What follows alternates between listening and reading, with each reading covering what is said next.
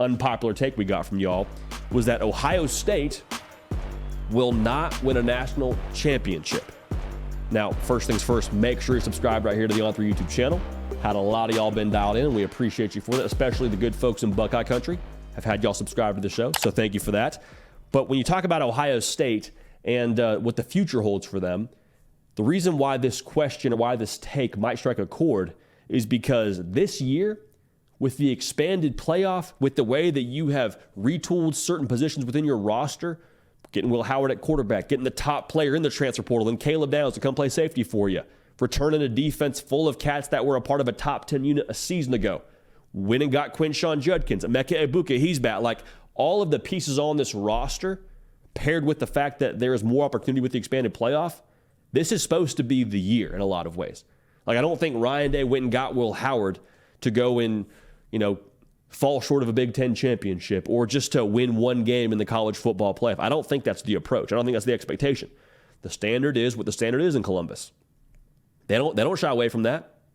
You sign up for what Ohio State football is, to win national titles, and more specifically here, to beat Michigan on the way to winning a national title. And that's the key thing I think we need to look at here. Because with more opportunity and more of a stacked roster, what comes along with that here is more pressure. All right, just so we're all on the same page here. More opportunity provides more pressure. And to go with that pressure, your rival school, the school that you 364 days a year, you hate. And that's what rivalries are. It's a hate fest, and no hate is stronger than Ohio State versus Michigan hate. That team just won a national title. Okay, so that's the bad news. That's applying pressure to what you're doing in Columbus. On top of that, though, their head coach is gone, their quarterback is gone, their star running back is gone. There's a lot of pieces that are coming back to Ann Arbor, but at the same time, a lot of key pieces that aren't. Your DC is gone if you're Michigan, so that adds more pressure because you're looking at this thing and you're seeing, okay, Michigan's lost some pieces. The road becomes wider when it comes to the expanded playoff. We've retooled our roster to be elite. Like, this should be the year in a lot of ways. And to add more, or to add another point onto that pressure side of things, like the expanded playoff now makes it so that to win a national championship, you don't have to beat Michigan.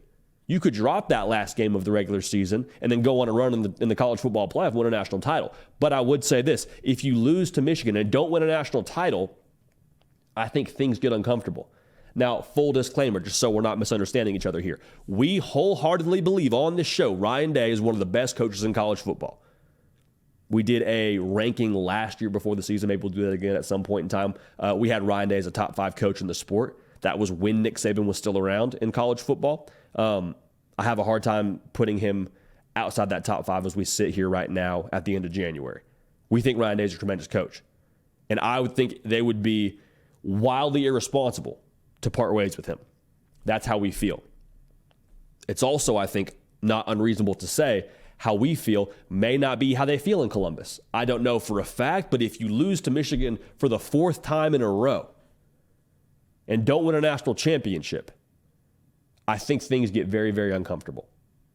Again, I'm not saying they fire him. I'm not saying they make a big staff change, but I do think there is a fair amount of heat within that facility around Ryan Day and around that way of doing things for Ohio State, because their standards are extremely high.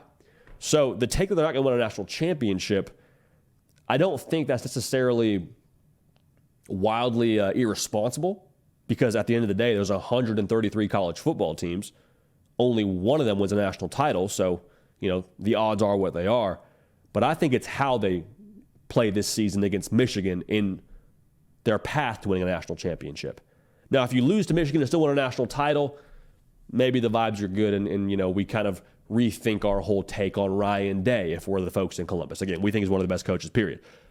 But if you lose to Michigan and don't win a national title, then things get uncomfortable. Then things get kind of tricky. So more opportunity, I think, than ever before for Ohio State, not just because of the roster, but because of the college football playoff expanding to 12 teams. You don't have to win the Big Ten. You don't have to beat Michigan to get it done. But I do think with more opportunity comes more pressure.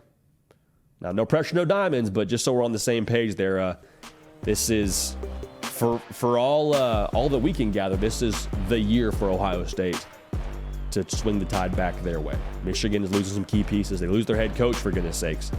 this is the year for Ohio State to strike. Hey y'all, thanks so much for watching. Subscribe to the channel here to make sure you don't miss an episode of The Hard Count. Also be sure to check out other videos on the On3 YouTube channel.